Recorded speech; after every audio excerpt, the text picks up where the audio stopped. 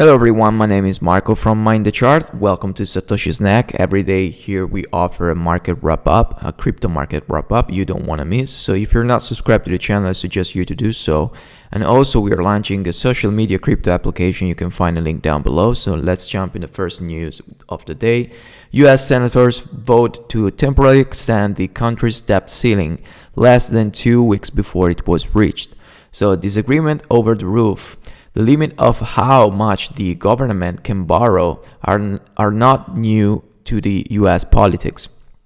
But the ongoing quarrel between Republicans and Democrats has caused nervousness in the financial markets.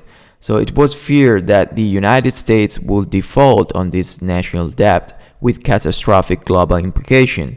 The Senate decided Thursday to extend the debt ceiling until the early December. So today's employment report, it will be at 8:30 a.m. ET.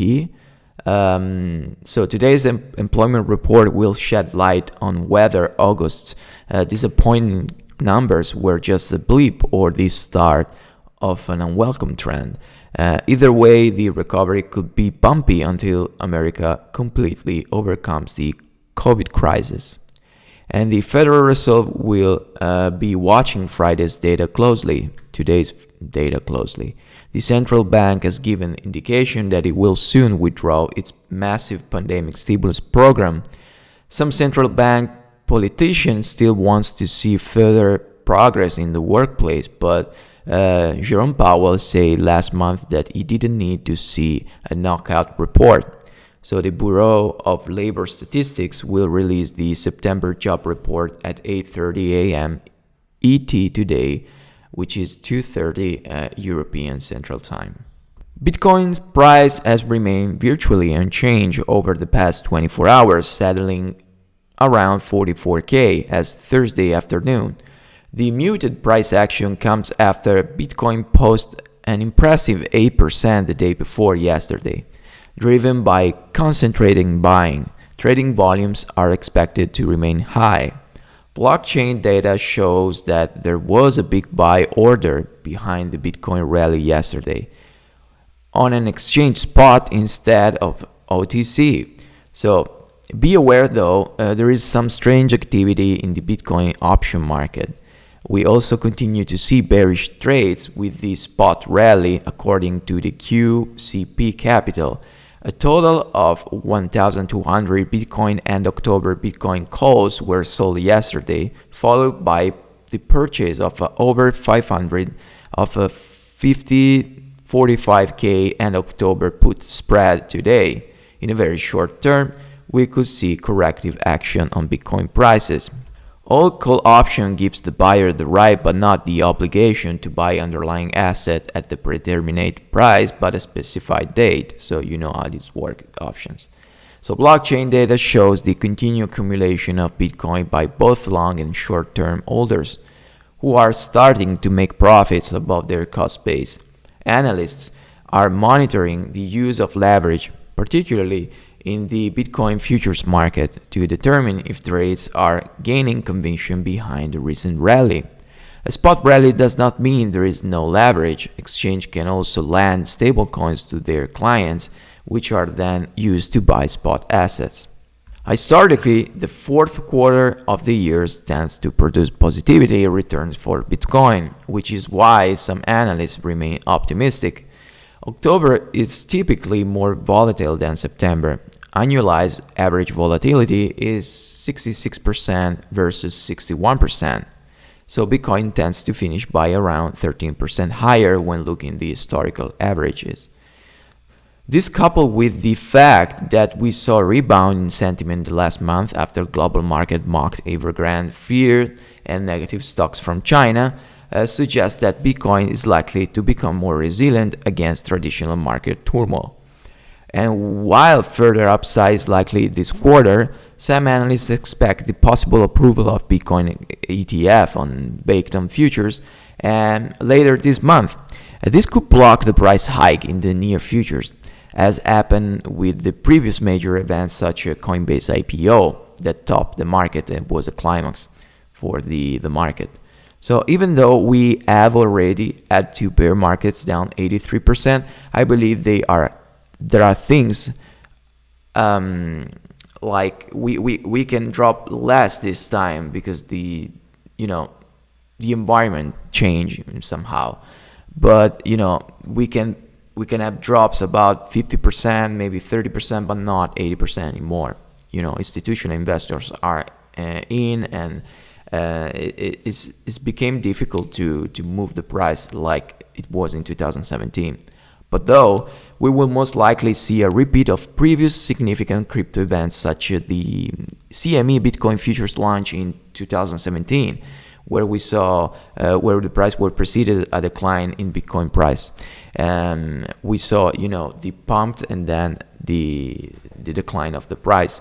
However, a long-term bullish outlook is maintained for Bitcoin in any case. Then we have some news on altcoins news, DeFi news. MoneyGram stellar partnership to launch USDC for settlement of payments. Then we have Real Fever Polygon integration to announce its NFTs market. Sao Paulo FC touches Socios.com to launch its fan token on Chile's blockchain. Akala Crowd Loans is active to offer AKA tokens to Akala network sharing. So there is a parachain auction still. Monster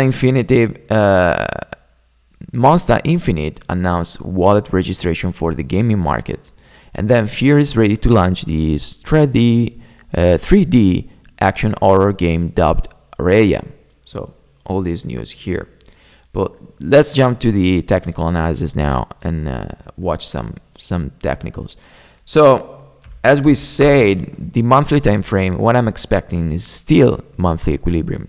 It might be happening because we have, a top here, a low here. Then we almost touch the 0.78 retracement on Fibonacci and the daily RSI here on the monthly RSI here. And we might see, if we see by the end of the month, the ETF approval, that could cause some climax here as it happened here with the Coinbase IPO. Because yesterday we said, okay, if the first tranche here was bought from insiders, and then we have the traders, and then left we have the newbies, we don't have more buyers here if after the news is released.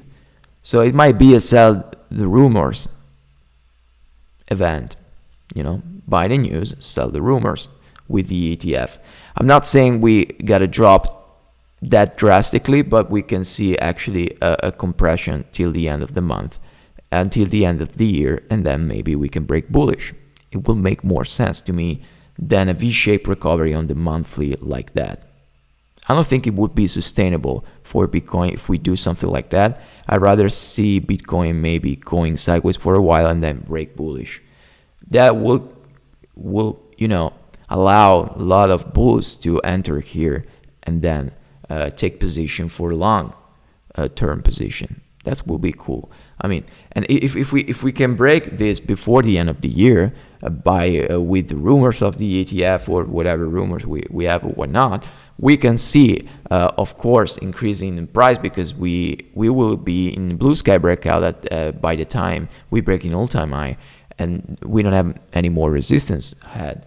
So that will cause, of course, a short squeeze or something like that, and then we can re-enter on the higher lows and then try to go up towards 100K. But for now, let's stay on Earth and let's see how the reaction of the ETF approval would be, if there is a sell the news event or not. So on the weekly, what we're seeing here is the break of this level. So we are in a pattern of higher highs, higher lows and higher highs on the weekly.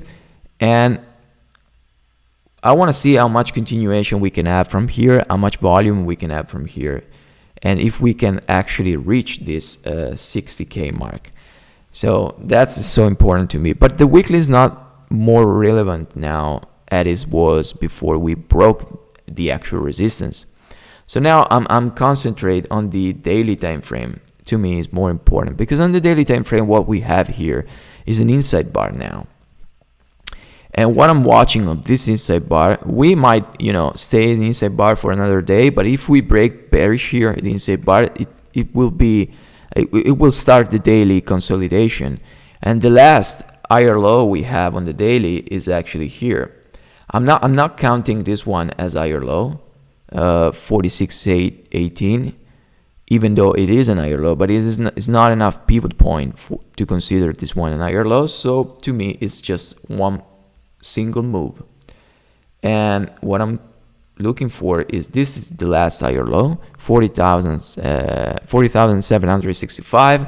And if we set the top here on the daily, we might see a correction for an higher low, and I will enter in the first hourly RSI here on the hourly time frame, which is around now 51,930.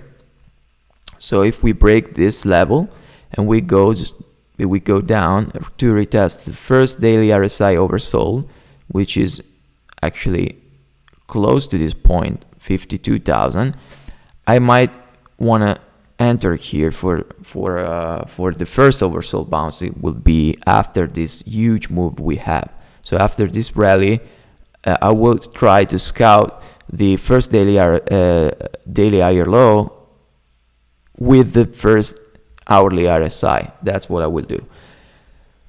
So I will start to scale down here towards the 200 EMA on the hourly. That's my goal. And that way I will actually start to looking for the daily higher low, and then I will see for the continuation or something like that. And for the rest, we have the Bitcoin dominance still strong after it broke this level. So Bitcoin dominance still strong in inside bar right now. So we saw yesterday altcoins, once Bitcoin started to go sideways for a while here on the hourly, we saw some altcoins catch up, but not enough. It wasn't enough now. So I wouldn't suggest right now to enter in altcoins, because if Bitcoin happen to goes down on the hourly RSI, is that the point where I will enter altcoins as well? But not now, because if you enter now, hoping that the dominance will get weaker and you will see altcoins going stronger, well, that's not the case, because if Bitcoins will drop, altcoins will drop faster now, because Bitcoin is in control of the Bitcoin dominance. So what you want to do is wait for a Bitcoin retracement on the daily time frame. So you want to go for a Bitcoin higher low first, and then catch altcoins while Bitcoin is going for the daily higher low. So on the oversold bounce, you can catch also the altcoins. And then if the Bitcoin dominance will happen to go down, you will see your altcoins catch up. But now it's too risky for me. Too risky, because if we are going to go and retest 50K, you will see altcoins going down faster than Bitcoin, just because Bitcoin has the upper hand on the dominance right now. Hope it's clear. So that's all for today's, guys. So let's check and watch the first hourly RSI on Bitcoin, and then we go back tomorrow to check how it goes. So see you in the next one.